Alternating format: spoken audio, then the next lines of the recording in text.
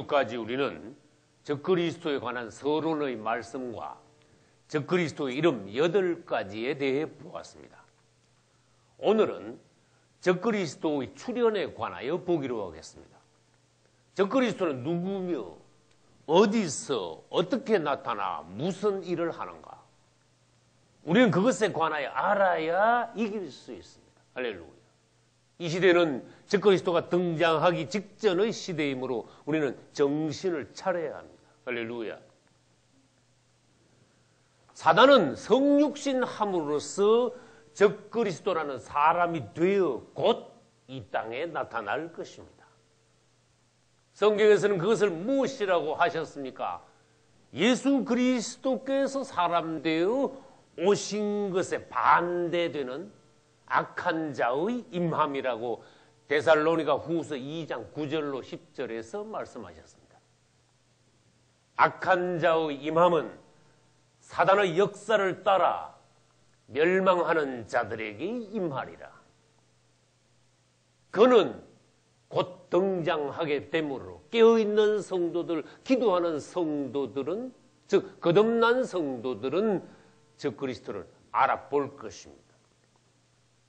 그 다음 예수 그리스도께서 사람 되어 오신 것은 디모데전서 3장 16절에서 경건의 비밀이라고 하셨습니다.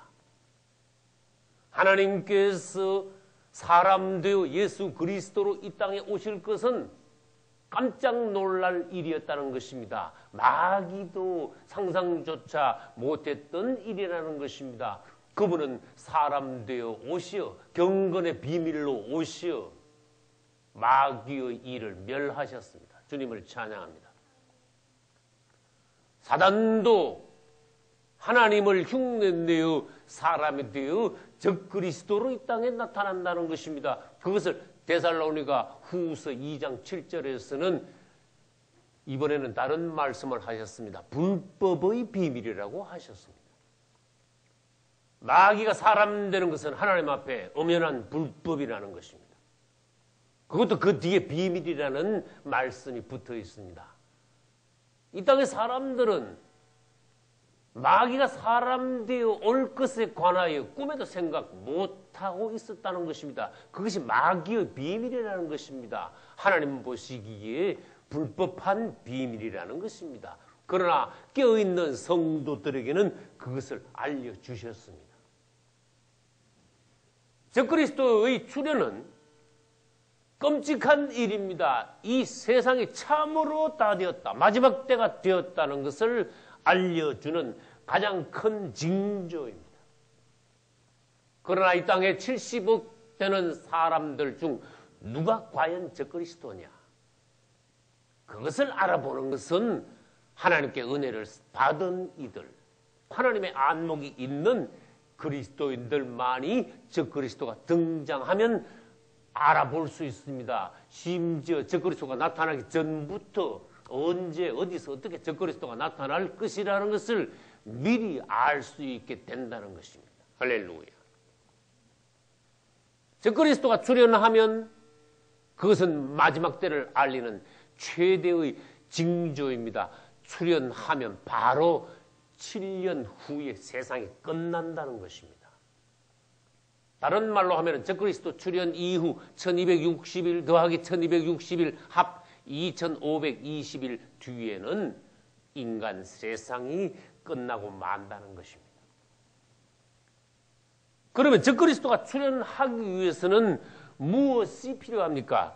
이 도표에는 적그리스도의 출현의 시점이 여기 있습니다. 적그리스도가 출현하기까지 이 도표에서는 뭐라고 해놨습니까? 이방인의 때라고 했습니다. 지금 현재는 이방인의 때 중에 가장 끝부분입니다. 다른 말로 하면 현재는 적그리스도가 출현하기 직전의 시대입니다.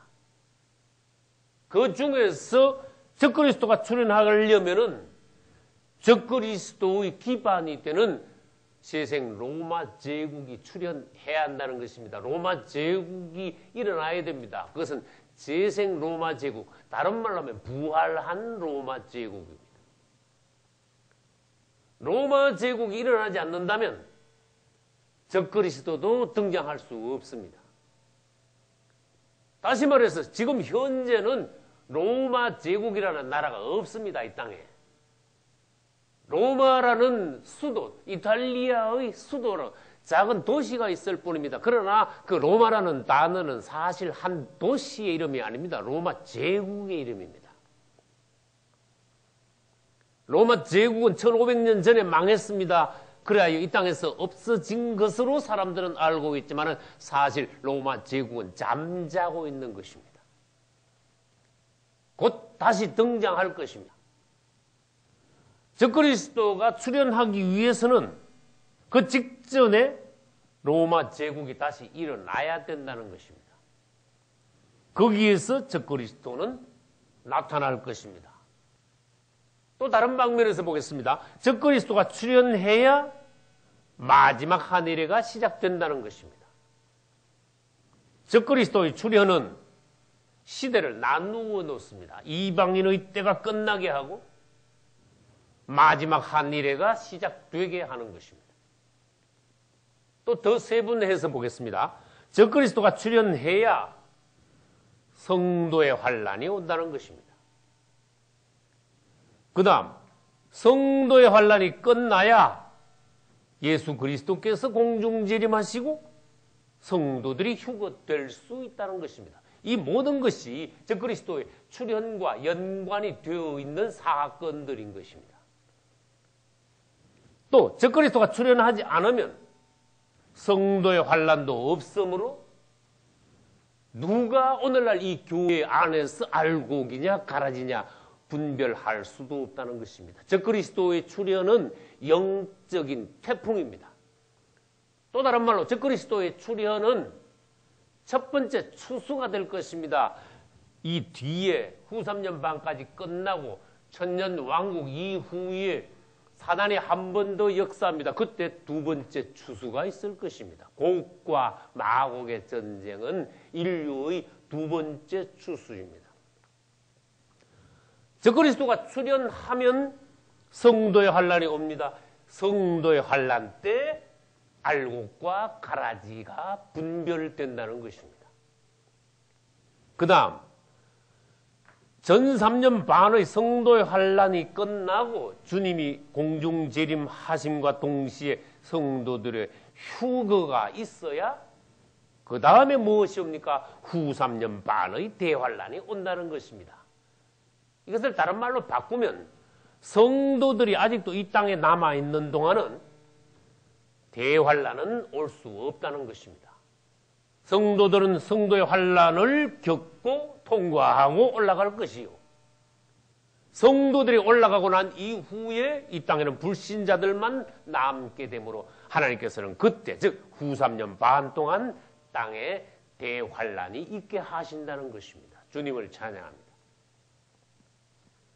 그러면 이제 전 3년 반, 후 3년 반, 다른 말로 성도의 환란과 대환란까지 다 끝나면 마지막 하늘회가 끝나는 것입니다. 그 후에 주님께서 지상재림하시는 것입니다. 환란들이 끝나야 주님은 지상재림하실 수 있습니다. 주님께서 지상재림하셔야 그 뒤에 무엇이 올 수 있습니까? 천년 왕국이 올 수 있다는 것입니다. 이 모든 사건들이 적그리스도가 출현함으로써 이제는 날짜까지 다 정해져 있고 그 뒤에 사건의 순서까지 성경에서는 상세히 미리 우리들에게 말씀해 두셨다는 것입니다. 할렐루야. 적그리스도가 출현하기 위해서는 세계 정세가 어떠해야 합니까? 갈수록 혼란해야 합니다. 모든 나라의 경제가 갈수록 어떠해야 됩니까? 파탄이 나야 됩니다. 이 세상이 극도로 혼란해야 사람들의 마음에는 어떤 마음이 생깁니까? 이 사람도 시원찮고 저런 지도자도 볼 일 없고 아주 유능한 특별한 영웅 슈퍼맨이 일어나 이 세대를 건져주기를 바라는 마음들이 사람 마음속에 있게 됩니다. 그때를 틈타 적그리스도는 등장하게 된다는 것입니다. 마귀는 지혜롭습니다. 사람들이 잘 살 때 사람들이 등 따시고 배부를 때 적그리스도는 등장하지 않습니다. 정말로 적그리스도는 그가 나타나야 할 시점을 정확히 알고 등장한다는 것입니다. 그래야 사람들의 마음을 사로잡을 수 있다는 것입니다. 세상은 절대 영웅을 고대하게 될 것입니다. 그러나 우리는 반대로 다시 오실 우리 신랑 예수님을 고대해야 합니다. 할렐루야. 적그리스도는 영어로 안티크라이스트라고 했지요.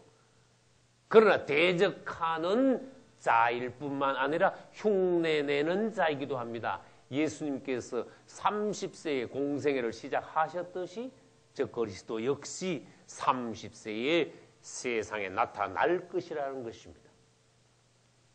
그렇다면 혹시 적그리스도가 지금 세상에 태어났을지도 모른다는 것입니다. 왜? 적그리스도가 태어나서 성장하여 30세가 되어야 세상에 나타나므로 이 적그리스도는 30세까지는 세상에서 조용하게 살 것입니다. 그것도 예수님을 흉내내는 것입니다. 적그리스도는 이 땅에 세상에 그 이름이 나타나기 전까지는 사단으로부터 계속 단련을 받으면서 조용히 어딘가에서 숨어 살 것입니다. 과연 적그리스도는 어디서 무엇이 되어 나타납니까? 우리 예수님께서는 베들레헴에서 태어나셔서 성장하시기는 나사렛 동네에서 성장하셨습니다. 가난한 목수의 아들로 겸손하게 나타나셨습니다. 그러나 적그리스도는 그것은 반대입니다. 그는 왕과 같이 황제와 같이 절대 영웅과 같이 슈퍼맨으로 등장할 것입니다. 모든 사람들의 절대적인 지지와 존경과 찬사와 놀라움의 대상으로 적그리스도는 나타날 것입니다. 계시록 13장 1절에는 내가 보니 바다에서 한 짐승이 나온다고 말씀하셨습니다. 이때 바다가 전에도 말씀드렸습니다. 바로 지중해라는 것입니다. 그래서 지중해 인근에서 앞으로 곧 열불시대, 즉 옛날 로마의 판도 내에 있는 10개국이 연합하여 재생 로마 제국이 일어나야 거기서 적그리스도가 로마의 황제로 등극하여 이 땅에 출현한다는 것입니다. 그러면 우리는 오늘 이 시대에 지중해 주변에 어떠한 나라들이 있으며 그 다음 지중해 주변에 있는 나라들 중 어디에서 과연 적그리스도가 나타날 것인가 우리는 최대한 유추해 볼 수 있는 것입니다. 그럼 지중해 주변을 한번 보겠습니다. 여기 지중해 주변의 국가들을 적어 놓았습니다. 지중해 주변은 3대륙이 있습니다. 유럽과 아시아와 아프리카로 지중해는 둘러싸여져 있습니다. 왼쪽 유럽 끝에서부터 어느 국가들이 지중해를 감싸고 있는지 보겠습니다. 포르투갈, 스페인, 프랑스, 이탈리아, 알바니아, 그리스, 터키, 시리아, 레바논, 이스라엘, 이집트, 리비아, 튀니지, 알제리, 모로코. 대략 15개국 이상의 나라들이 지중해 주변에 있습니다. 그러면 우리는 성경에서 역사적으로 지중해 주변에 있던 4대 강국 중에 그 중심이 대체로 어디였는지 보아야 합니다. 그것은 적그리스도의 출현을 암시하는 것입니다. 이 지중해 주변 중 로마 제국의 중심은 이탈리아였습니다. 그 다음 그리스 쪽이었습니다. 그래서 우리는 적그리스도가 이 아프리카 쪽이 아니요, 아시아 쪽이 아니요, 지중해 북쪽에 있는 이탈리아나 그리스 이 근처에서 출현하지 않을까, 그렇게 볼 수 있는 것입니다. 그럼 적그리스도는 어느 나라, 어느 민족에서 나오겠습니까? 그것도 성경에서는 암시해 놓았습니다.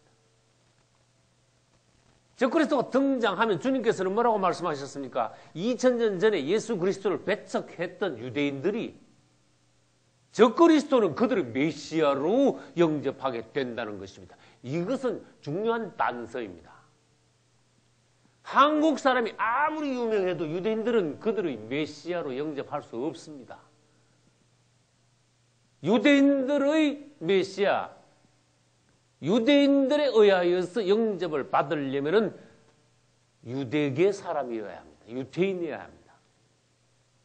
그러므로 적그리스도는 지중해 인근에서 등장하더라도 유대계의 혈통을 가지고 있는 사람이라야 합니다. 그러면 이스라엘은 12지파가 있습니다. 그 중에 어느 지파에서 나타나겠습니까? 우리 그것도 창세기 49장에서 단 지파일 것이다. 이제 적그리스도의 기타 특징에 관하여서 몇 가지 더 보기로 하겠습니다. 다니엘서에는 적그리스도의 얼굴 표정까지도 말씀해 놓으셨습니다. 그 얼굴이 엄장하다 그랬습니다. 이 성경 말씀을 여러분들이 읽을 때 기도하며 영 안에서 적그리스도의 얼굴을 텔레비전에서 보듯이 볼 수 있어야 합니다. 할렐루야. 이 엄장하다는 얼굴 자체에서 적그리스도의 얼굴이 보이는 이들이 영 안에 열린 자들입니다. 절대로 그는 웃지 않을 것입니다. 여러분들이 살아있는 동안에 적그리스도를 볼 수 있다면 평생 그가 웃는 것을 한 번도 못 볼 것입니다. 그 얼굴이 엄장하기 때문입니다. 그 얼굴은 특히 여자들이 적그리스도의 얼굴을 볼 때 조심해야 합니다. 구원받지 못한 여자들은 너무나 미남이므로 적그리스도 얼굴을 보는 순간 모두 다 그 영혼이 팔려 넘어가고 말 것입니다. 그 다음, 적그리스도는 지금까지 보통 사람들이 절대로 할 수 없는 기가 막힌 놀라운 말을 계속할 것입니다.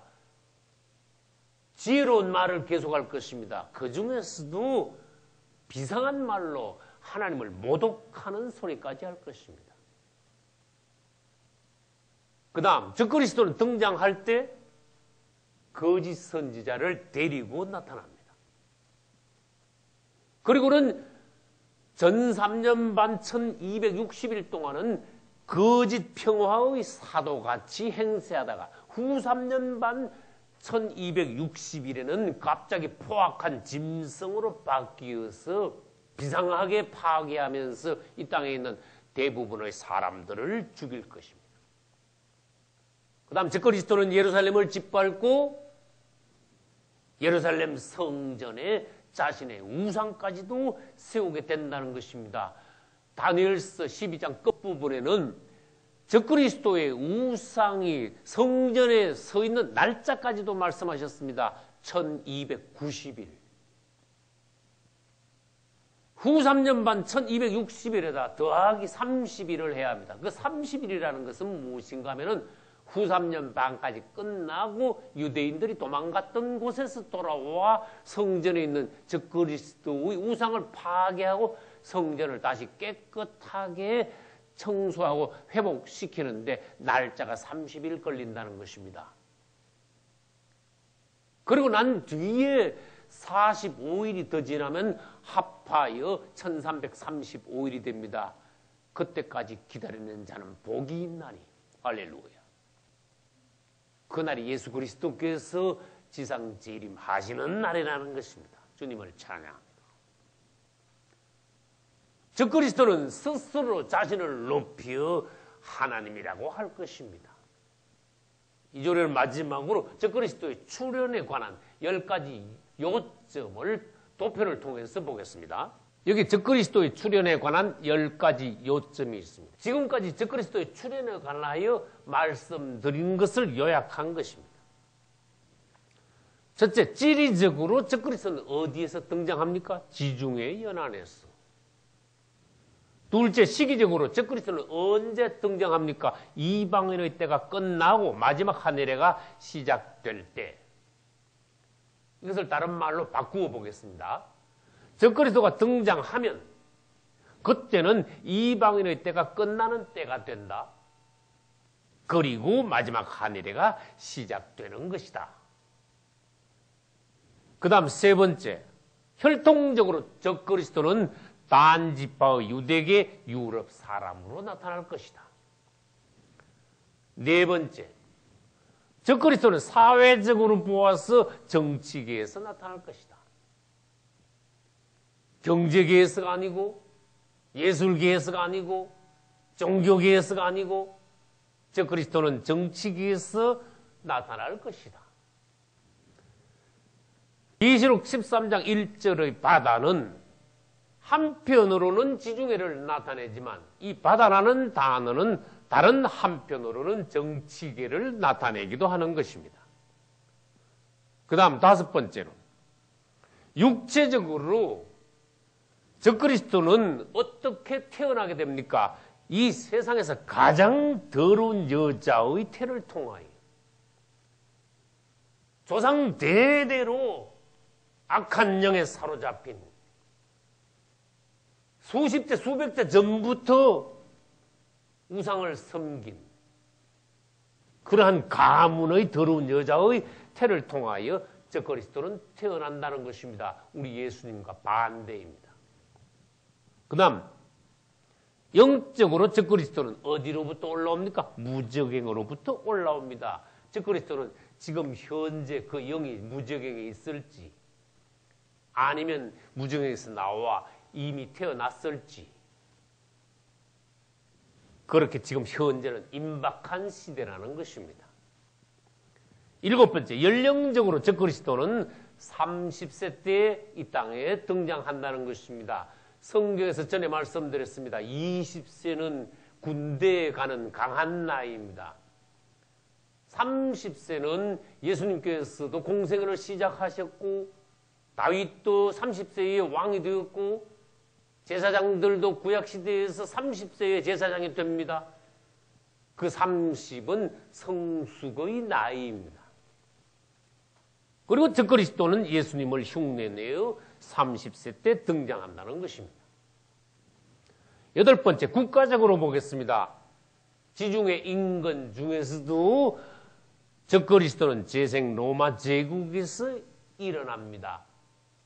그러기 위해서는 먼저 10개국이 연합하여 열불시대 로마 제국이 먼저 일어나야 된다는 것입니다. 그 다음 아홉 번째, 신분상으로 어떠한 신분으로 무엇이 되어 적그리스도는 나타나느냐. 적그리스도는 재생 로마 제국의 마지막 황제가 될 것입니다. 그래서 그 이름은 시저가 될 것입니다. 한글 성경에서는 시저를 가이사라고 불렀습니다. 적그리스도는 그 이름 안에 가이사, 시저라는 이름을 가지게 될 것입니다. 로마 황제들의 이름 안에는 가이사라는 이름이 있습니다. 그 다음 애국 왕들의 이름 안에는 바로라는 이름을 가지고 있습니다. 이제 적그리스도는 재생 로마 제국의 마지막 황제가 될 것인데 2000년 전에 그는 5 황제들 중 하나였으며 그 다음 앞으로 적그리스도는 로마의 마지막 황제 중에서 7번째 황제가 되며 죽었다가 다시 살아나 그는 마지막 황제 8번째 황제가 될 것입니다. 그 다음 적그리스도는 이 땅에 왜 옵니까? 그것은 목적입니다. 영적인 추수를 위하여. 적그리스도가 등장해야 오늘날 교회 안에 알곡과 가라지가 구분이 됩니다. 알곡과 가라지를 구분하는 것을 우리는 추수라고 합니다. 적그리스도를 통하여 하나님께서는 첫 번째 추수를 하실 것입니다. 천년왕국 이후에 사단을 통하여 하나님께서는 두 번째 추수를 하실 것입니다. 적그리스도는 영적 추수를 위하여 등장하게 될 것입니다. 가라지를 거두어 갈 것입니다. 다시 말씀드립니다. 적그리스도가 출현하지 않으면 오늘날 교회 안에 누가 알곡인지 누가 가라지인지 분명히 구분할 수가 없다는 것입니다. 그러나 주님께서 뭐라고 말씀하셨습니까? 가만두어라. 수습꾼들을 통하여서 그분은 분별하신다고 했습니다. 또 한편으로는 적그리스도를 통해서도 그분은 알곡과 가라지를 구분하신다는 것입니다. 주님을 찬양합니다. 부디 여러분들이 알곡이 되셔서 주님 오시는 날 알곡으로 들림받을 수 있기를 예수님 이름으로 축원합니다. 할렐루야.